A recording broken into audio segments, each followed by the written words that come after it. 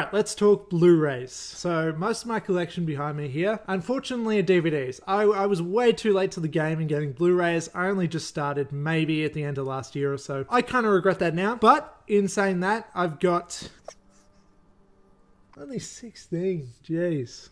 That's pathetic. I've got 16 Blu-rays that I own. Oh no, 17. Sorry, 17. Yeah, I'm just going to go through that Blu-ray collection, and I'm going to do it in order of ranking as to how much I like them, just because I thought that'd be fun. So yeah, this is my ranking of my specific Blu-ray collection. Maybe that's a thing you want to watch. If so, proceed. Alright, so coming in at number whatever is a movie that I haven't even seen, so it doesn't really count. Atomic Blonde, I haven't watched it yet. I've been planning on watching it, but I don't know, I didn't get around to it, so that doesn't really count. Alright, so I've seen the rest, I promise. Unfortunately, when it comes to this one, this is my wife's, okay? She's gonna be annoyed that I'm blaming her for this, but this is Kath and Kim Dorella. It's based on an Australian comedy show called Kath and Kim, which is about like bogan people, and I fucking pains me to admit that it's kind of a funny show. I kind of don't mind it. It took a lot of convincing. I really didn't want to watch it, and I really fucking hated it at first. But you laugh at the characters more than you laugh with them, so it's kind of alright, it's kind of funny. But this movie is complete shit, so... Next up, Les Miserables. I don't know how you say it properly. People just call it Les Mis, so hey, cool, that's what I'll call it as well. This movie's got great visuals, but like, I don't know, the singing doesn't quite work for me in this movie. I'm not opposed to musicals. I did used to be when I was younger, but as of seeing La La Land, and then, I don't know, a couple others that I think I didn't mind that I can't remember at the moment, I don't completely hate them. They're not my favorite by far, but I don't know. This movie is alright. It's good, but like, I don't love it. Then there's Avatar. Avatar is just such a nothing movie. Let's be honest. It also, it's got this cool 3D cover thing, and how exciting. I stole this from my sister. I wouldn't say stole, but she had a collection and she was moving, and she doesn't care about movies like I do, so I kind of just took it. She's fine with it, I'm pretty sure. She probably doesn't even remember this at all, and if she ends up watching this video, ha! Fuck you, I have your movie. This is mine forever, sorry. Oh, I forgot to talk about the movie. Yeah, it's fine. I don't know. Does anybody remember much about Avatar?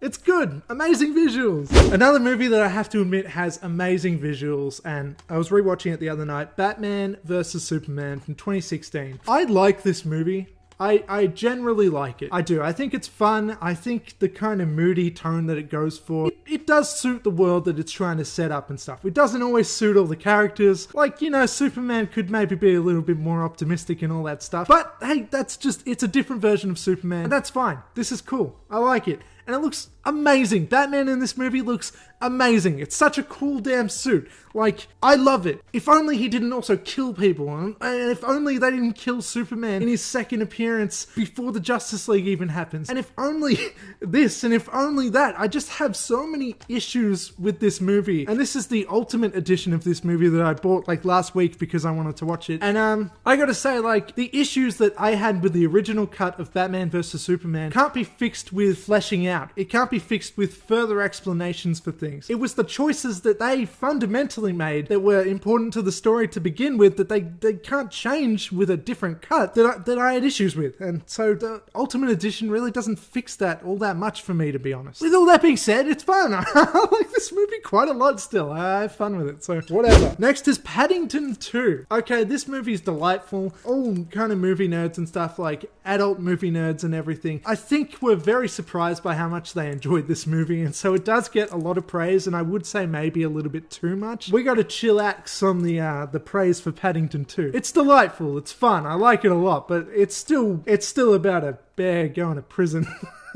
Like, it's kind of dumb. I don't know, Hugh Grant in this is like such a good villain. He's so cartoony and stupid. It's just kind of a nice movie. And it makes the first one not even... Just don't bother with the first one. Watch Paddington 2. It's fine. You'll keep up. Then is the Grand Budapest Hotel. This might be kind of low on a list of 17 movies for other people because, well, I don't know. A lot of people really like this movie, and so do I. It's solid. That's what I'll say about it. You know, it's Wes Anderson. It's kind of quirky and stuff. It's kind of fun and everything in that kind of way. There's heaps of characters and heaps of good actors and stuff. Performances are all great and all that stuff. But I don't know. It's not my favorite out of these. What do you want me to say? Next up is Ready or Not. This movie is just straight up fun. This is like exactly my kind of movie. It's made for me, I think they're like, what would Jack like? He'd like this. It's just kind of like comedy horror stuff. It gets really crazy as the film goes on. And yeah, I don't know, if you haven't seen it, it's a huge recommend. It's kind of I wouldn't say hidden gem because it was pretty well known when it came out in cinemas, but you know, I think given another 5 to 10 years and it will be kind of a hidden gem. I think people will have forgotten about it by then, but I promise you that I won't. Ready or Not is sick. Next up is Spider-Man Far From Home. I have Homecoming on DVD and Far From Home on Blu-ray. Really regret not having more Blu-rays, god damn it, because they look so much better. That being said, people really hate the cover of this movie. This is so irrelevant from the rest of the video, but let's just have a look-see here, shall we? That does, like Jake Gyllenhaal there, that looks like a paparazzi shot. Photoshopped in, I will admit. Anyway, it doesn't matter. This movie is completely good. It's awesome. I don't know, it's Spider-Man. I like Spider-Man. Mysterio is a good villain. I wanted to see him for years and years to come ever since playing Spider-Man on PS2. So, yep. I was happy about it. Next is The Strangers Prey at Night, the sequel to The Strangers. This might be a random ass movie to have on Blu-ray for some other people. This might be a random movie to like a lot more than some of the others that I just named. But I do. It's true. I mean, just if you've seen the movie, the pool scene, man, like the pool scene, it's amazing. I was also really impressed by like how much they actually made me care about the main family in this movie and kind of how sad some of the movie was, to be honest. You go into a movie like this expecting it to just be like schlocky dumb fun, but I really care about the characters in this movie. I think it's actually pretty damn great, and it's definitely underappreciated because of it being a horror sequel and the cover looks like this. Like, it's better than it looks, I promise. Next up is Star Wars The Last Jedi. Fuck you if you don't like Star Wars The Last Jedi. I'm joking. You're allowed to have your opinion, and the film is subjective. But that being said, The Last Jedi is awesome, and I don't understand the hate at all. I think it's great. I think it subverted expectations. It did things in a different way than what was setting up beforehand, but it worked in a really good way. Like, it wasn't just saying fuck you to The Force Awakens. It was like, oh, you've got these ideas? Well, let's expand upon those and change them up and not kind of just go with everything you said.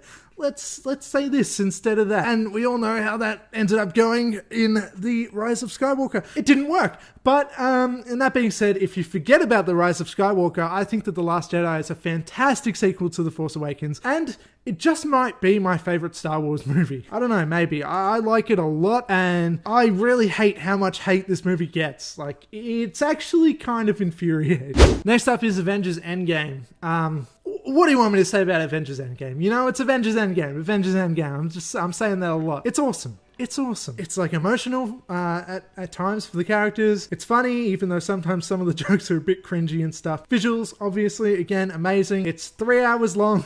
I don't know if that's a pro or a con, but that's another aspect to the movie. It's 3 hours long. Jesus Christ. And yeah, I don't know. It's just, it balances all the characters really well. It's expertly made. I love Avengers Endgame. I love all the movies that I'm about to mention. Top 5 of the Blu-rays that I own. I know, it's such a specific list to rank, but here we go.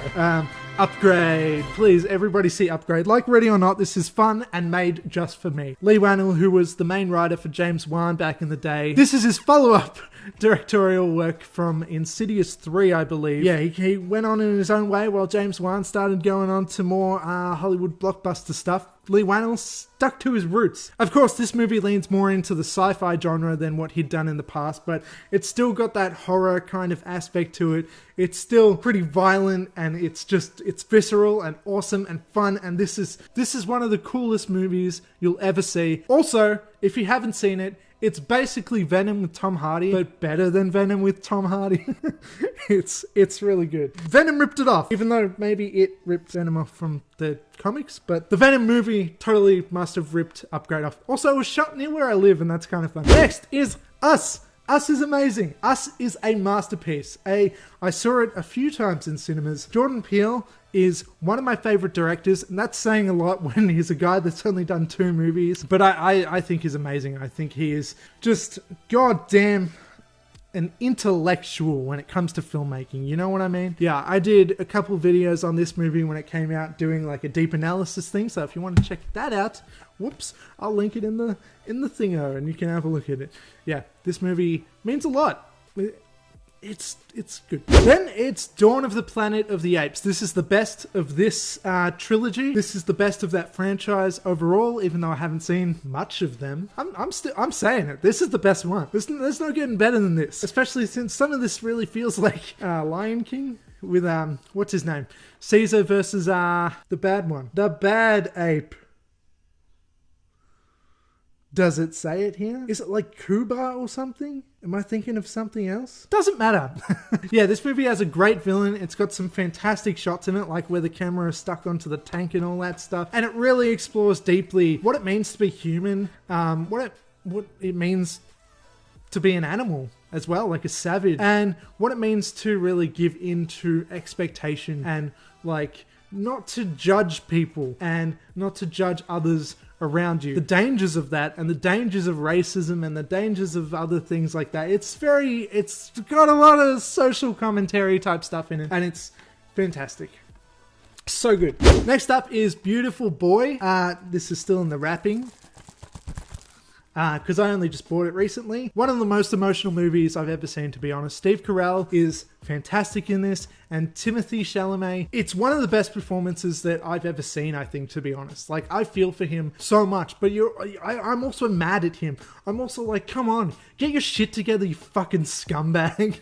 You know, but you also feel sad for him, and you feel sad for Steve Carell, and the whole movie is just really sad, to be honest. It's quite depressing. It's not the most optimistic movie of all time, and it's very, very slow. This is a very slow drama, and if you're not into that kind of thing, you probably won't like it. As for me though, I don't know. I absolutely love this movie. I could watch it any day. Like, it's good shit, man. I'm addicted to it. That's in bad taste. Okay. And my favorite one, it's Parasite. Parasite. Parasite.